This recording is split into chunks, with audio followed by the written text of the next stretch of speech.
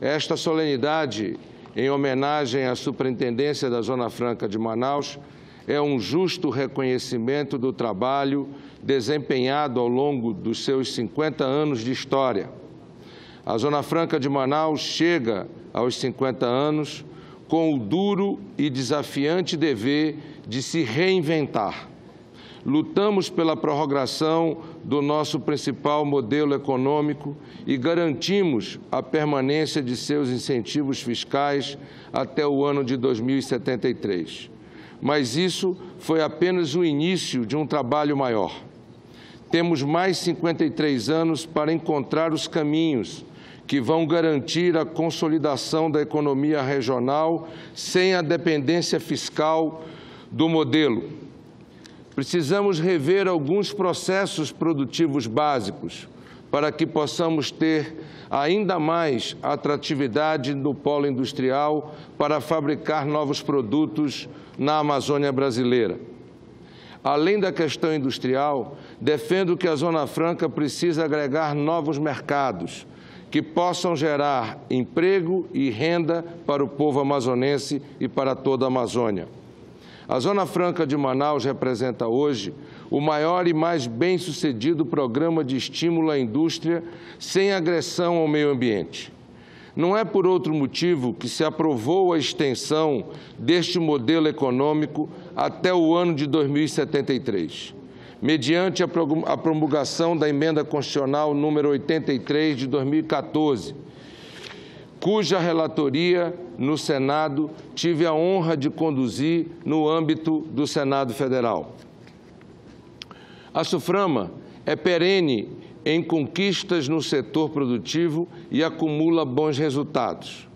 Somente o governo do Estado do Amazonas recolhe, em média, 1,4 bilhão em impostos que são usados para custear, desde a Universidade do Estado do Amazonas, as unidades de Centro de Educação Tecnológica do nosso Estado. No âmbito federal, o Estado do Amazonas arrecada mais de 12 bilhões de reais anuais em tributos federais. Com altos e baixos, em todos esses anos, a Zona Franca de Manaus cumpriu, melhor dito, o papel de levar o desenvolvimento para os estados da região norte e desconcentrar a produção industrial no país. Ao longo de nossa história, a Zona Franca, como é chamada pelo nosso povo, passou por vários períodos de crises e superações, até chegar ao atual momento, em que se consolidou como um dos mais relevantes parques industriais do país, com cerca de 460 empresas, com faturamento aproximado de 75 bilhões de reais. Até alcançar esta expressiva estatística, houve uma história que já chega a 50 anos. E é este o motivo de estarmos reunidos aqui hoje. A SUFRAMA começou a render frutos no ano de 1969, quando a empresa Beta, fabricante de joias, conseguiu implantar o projeto inaugural da Zona Franca e se instalou na Rua Belo Horizonte. Pouco depois, consolidou-se a primeira fábrica no Distrito Industrial de Manaus, a Companhia Industrial Amazonense, atuando no setor de metalurgia. Na década de 1970, evidenciou-se que os incentivos da Zona Franca favoreciam o progresso não só do Estado do Amazonas, mas de todo o país, pois o índice mínimo de nacionalização contribuíram efetivamente para o surgimento de empresas de componentes e de insumos em várias regiões, entre elas a do Estado de São Paulo. Naquela época, para aqueles que não conhecem a nossa história e o nosso modelo, para cada dólar gasto com importações, a Zona Franca gastava outros 4 dólares em mercadorias nacionais. O esforço conjunto dos empresários e do poder público gerou bons resultados e contribuiu para alcançar vários setores da economia nacional, assim como elevou Manaus à condição de polo industrial com grande influência na renda do país. Quando o PIB brasileiro ou sul-americano vai bem, as empresas da Zona Franca ampliam a geração de empregos e os investimentos, fortalecendo o crescimento econômico no bioma amazônico. Os momentos de crise, por sua vez, simbolizaram e simboliza a oportunidade para a reestruturação do modelo de nossa Zona Franca, como ocorreu nos anos 90, quando a Suframa enfrentou uma política comercial de governo pautada na abertura às exportações. Houve demissão em massa e o sistema da Zona Franca, que estava em vigor, foi reformado. Aquele foi um período de transição e, ao mesmo tempo, de muita dor, que culminou com a instituição da Lei de Informática e a implantação do Processo Produtivo Básico, o PPB. Desde então, o PPB, como passou a ser chamado, se consolidou como um mecanismo de exigência de contrapartida do governo federal aos empresários para a concessão de incentivos fiscais dentro da Zona Franca, bem como no âmbito da indústria de bens de informática, telecomunicações e automação em diversas outras localidades. Em linhas gerais, o beneficiário do programa deve cumprir processos produtivos básicos para fazer jus a desonerações tributárias. Durante a evolução da Suframa, em suas 5 décadas de histórias, ficou claro que pode haver desenvolvimento sustentável em ambientes de intensa cobertura verde, em plena floresta amazônica. Não seria, portanto, a ocorrência da floresta nativa que impediria o progresso do nosso estado e de nossa região. Ao contrário, o crescimento orientado pelo correto manejo florestal, com práticas sustentáveis de produção, pode favorecer a preservação da floresta e, ao mesmo tempo, garantir emprego e renda à população. A exploração dos recursos naturais não implica necessariamente a destruição da cobertura vegetal e do meio ambiente. Na mesma direção, com a finalidade de incentivar a economia sem prejudicar as áreas de floresta, enquanto governador do Estado, criamos o programa Zona Franca Verde, que consiste numa política de estímulo ao desenvolvimento regional mediante utilização de matéria-prima da própria Amazônia. Trabalhamos duro para implantar o programa Zona Franca Verde, que permite um mercado não apenas de madeira legal, manejada e organizada, mas também de outros produtos regionais.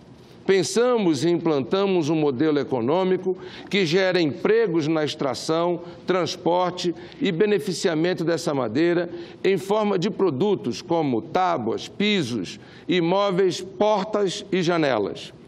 O programa Zona Franca Verde é um arranjo produtivo que pode gerar milhares de novos empregos em nosso estado e em nossa região, principalmente nos municípios do interior.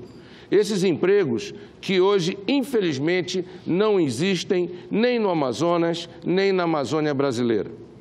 O modelo de exploração sem desmatamento é amplamente utilizado em outros países.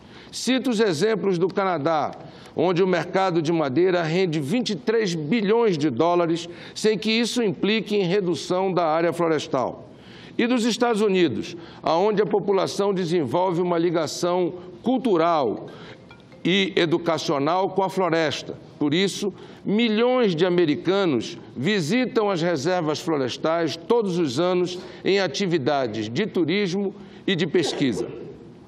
No Brasil, em nosso entendimento, poderíamos fortalecer programas como a Zona Franca Verde e incentivar a produção ambiental com a exploração racional dos recursos naturais, criando um modelo que seja nosso, mas em constante observação às ações promovidas em outros países.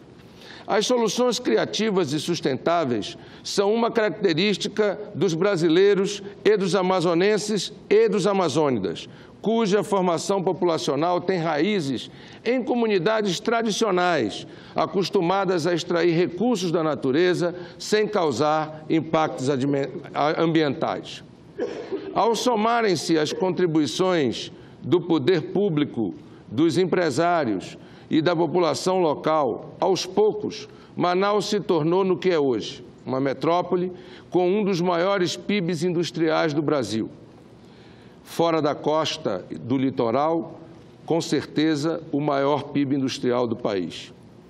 O Polo Industrial de Manaus fabrica bens de consumo diário, que alcançam lares em todo o Brasil, como televisores, motocicletas, canetas esferográficas, tablets, smartphones, notebooks, entre muitos outros.